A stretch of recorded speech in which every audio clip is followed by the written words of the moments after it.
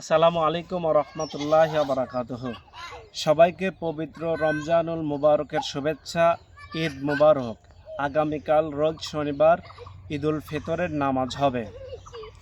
সবাই আমরা নামাজে যাব, ঈদের মাঠে যাব, কিন্তু আমরা যদি আমাদের মতো করে না গিয়ে আল্লাহ রসুল আল্লাহর হাবিব যেভাবে ঈদের নামাজ পড়তে গিয়েছেন ওই সুন্নত তরিকায় যদি আমরা ঈদের নামাজ পড়তে যাই, আল্লাহ পাক আমাদের বেগুনাহ মাসুম করে বাড়িতে আসতে পারবো।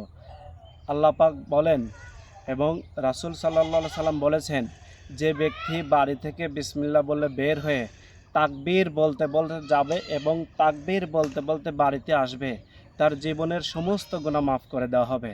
2 নম্বর পদ্ধতি, আমরা বাড়ি থেকে বের হব এবং গোসল দিয়ে যদি আমরা সুন্দর করে গোসল দিয়ে বাড়ি থেকে বের হই, এই গোসলটা ঈদের দিনের গোসল। আল্লাহ রসুল আল্লাহর হাবিব বলেন, জান্নাতের দরিয়ায় গোসল দিলে যেরকম হয়, সেম ঈদের নামাজের জন্য সুন্দরভাবে গোসল করে যাওয়া। 3 নম্বর, আমরা সুগন্ধি ব্যবহার করে, সুগন্ধি আতর আছে, বিভিন্ন রকম সুগন্ধি আছে, আমরা যদি নবীর সুন্নত অনুযায়ী সুগন্ধি ব্যবহার করে ঈদের নামাজে যাই, আল্লাহ পাক সওয়াব দেবেন। 4 নাম্বার, যেহেতু ঈদুল ফিতর নামাজ, এটা ঈদ খুশি ফেতর মানে ব্রেকফাস্ট ইংরেজিতে, বাংলাতে সকালের নাস্তা। আমরা সকালবেলা সিমাই খাই অথবা 3টা কমপক্ষে খেজুর খাই।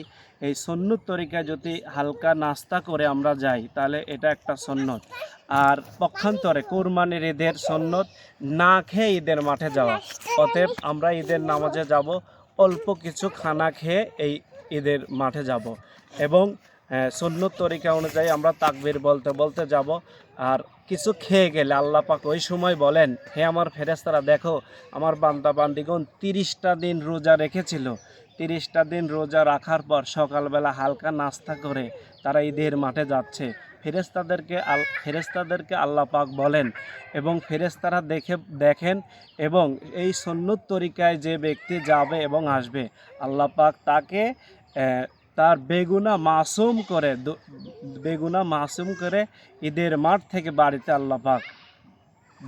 আল্লাহ পাক নিয়ে আসবেন। অতএব আমরা নামাজে যাব নবীর সুন্নত অনুযায়ী। সবাই ভালো থাকবেন, সুস্থ থাকবেন। আসসালামু আলাইকুম ওয়া রাহমাতুল্লাহ।